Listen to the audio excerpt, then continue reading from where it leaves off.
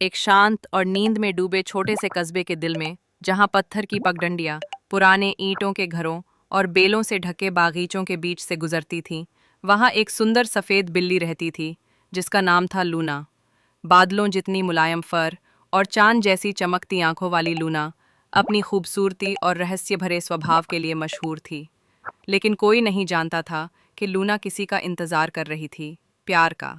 हर रात वह अपने घर की छत पर चढ़ जाती, एक पुरानी किताबों की दुकान की छत, जहां हर कोने से पुरानी किताबों और दालचीनी वाली चाय की खुशबू आती थी, और चुपचाप तारों के नीचे बैठती। वहां वह आसमान को निहारती, अपनी पूंछ को पंजों के चारों ओर लपेट लेती और हवाओं की धीमी सरसराहट को सुनती। लूना को किसी और ही चीज़ पर यकीन था, किसी और दुनिया पर जो इन छतों और बारिश की बूंदों से परे हो। उसे किस्मत पर विश्वास था। एक ग्रीष्म ऋतु की शाम, जब आकाश बैंगनी और चांदी की परतों में रंगा हुआ था, एक अजनबी वहां आया। एक काली बिल्ली, जिसकी आंखें पन्ने जैसी हरी थीं और चाल में एक शांति भरी आत्मविश्वास थी, लूना की छत के नीचे वाली गली में चलती हुई आई। उसका नाम था ऐश। वह छाया की तरह चलता, नर्म, शांत और हर कदम में एक जिज्ञासा लिए। लूना ने उसे तुरंत देख लिया। वह अलग था, उन गली के बिल्लों जैसा नहीं जो खाने के लिए लड़ते थे या अपनी शौर्य गाथाएं सुनाते थे। ऐश शांत था, सावधान। उसकी चुप्पी में एक कविता थी। उसने छत की ओर देखा। लूना ने नजरें नहीं फेरी। रात दर रात ऐश लौट कर आता, कभी पुराने बेंच के पास बैठता, कभी बाग की दीवार पर लेट जाता, और कभी कभी वह चढ़ता, बेलों से, किनारों से, दीवारों को पार करते हुए छत तक पहुंचता, जहां लूना उसका इंतजार करती। वे बोलते नहीं थे। बिल्लियां अक्सर शब्दों से नहीं बोलती, लेकिन उनकी खामोशी में संवाद होता था, आंखों से, सांसों की लय से, मौन के स्पर्श से। ऐश लूना के लिए छोटे छोटे तोहफे लाता, एक गिरी हुई पंखुड़ी, एक मुड़ा हुआ पत्ता या एक चमकता पत्थर। लूना उसे एक मीठी गुर्राहट देती या अपनी पूंछ से उसका स्पर्श करती।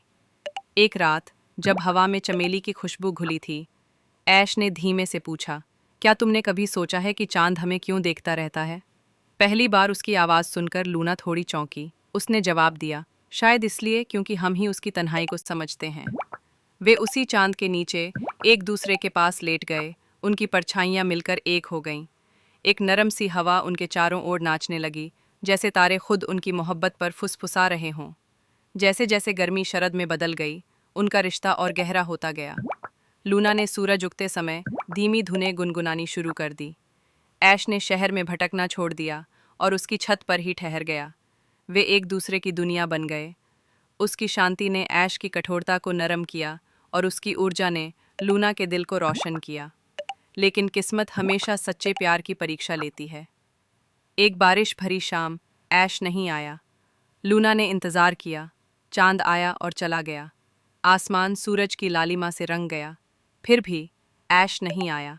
दिन बीते, लूना फिर चुप रहने लगी, लेकिन उसकी आंखें गली की ओर से हटती नहीं थी।